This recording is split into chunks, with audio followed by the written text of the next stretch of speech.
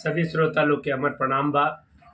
रुआ लोग के समक्ष रुआ लोग के आग्रह पर एगो गंगा मैया के गीत लिखले बनी, जौना के क्लिप अभी 2 दिन पहले हम डलले रहनी हाँ।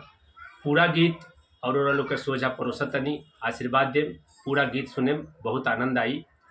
कि गंगा मैया जैसन के बा महान हो, पूजेला सकल जहान उनके।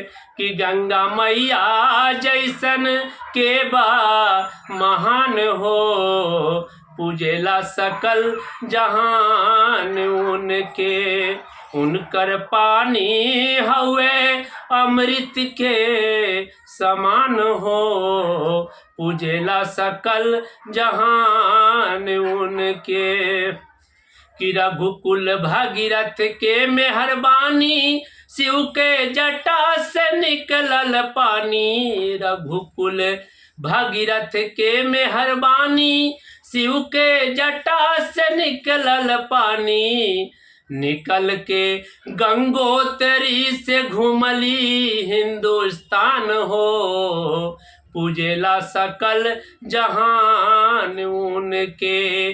निकल के गंगोत्री से घूमली हिंदुस्तान हो, पूजेला सकल जहान उनके। जेने जेने से उगैली आपन अमृत जल बरसैली। जेने जेने से उगैली आपन अमृत जल बरसैली। क्षण भर जहाँ रुकली ओहि जे बनल धाम हो, पूजेला सकल जहान उनके। क्षण भर जहाँ रुकली ओहि जे बनल धाम हो, पूजेला सकल जहान उनके।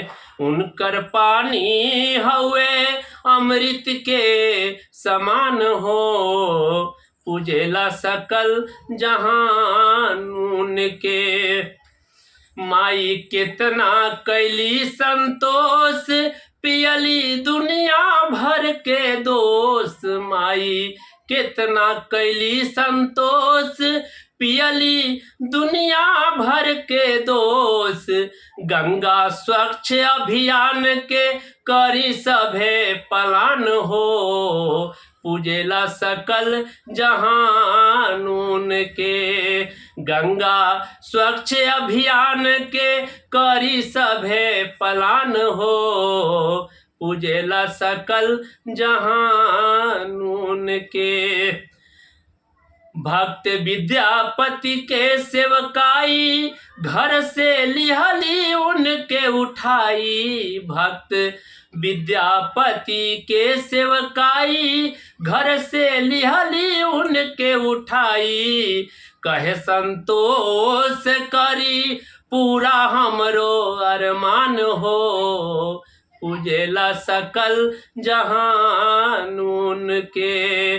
कहे संतोष करी पूरा हमरो अरमान हो, पूजेला सकल जहान उनके। उनकर पानी हवे अमृत के समान हो, पूजेला सकल जहान उनके। गंगा माई जैसन के बा महान हो, पूजेला सकल जहान उनके। कि गंगा माई जैसन के बा महान हो, पूजेला सकल जहान उनके।